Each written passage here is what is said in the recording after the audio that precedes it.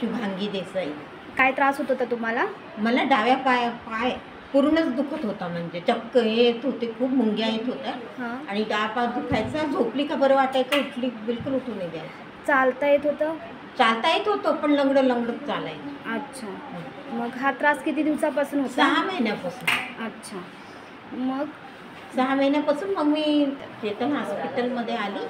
तेथे मी निर्मल सरांना भेटली, निर्मल पाटील सरांना, आणि त्यांनी मग मला सांगितलं की तुमचं ऑपरेशन करावं लागेल, तुमची मणक्यामध्ये नस दबली आहे. बरं. तर ते ऑपरेशन मी कालच केलं आणि मला 8 तासात फरक पडला.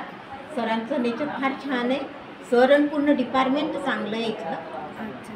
म्हणजे आता तर तुम्हाला त्रास होत होता पायामध्ये, ज्या मुंग्या येत होत्या किंवा दुखत होता, तर तुम्हाला असं सर्जरीनंतर 8 तासानंतर तुम्हाला बरं वाटायला लागलं मला. 8 तासाने मी चालायला सुद्धा लागली. हो का? बघूया आपण जरा त्याला. आत्ताच मी चालली, आत्ता परत चालून दाखवते.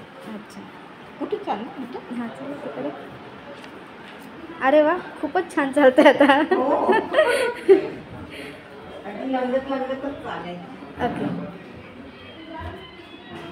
आता काही त्रास वाटत नाहीये ना? आता काही त्रास वाटत नाहीये. पूर्ण डिपार्टमेंट खूप छान आहे, सगळ्याची साथ चांगली मिळाली. Okay, thank you.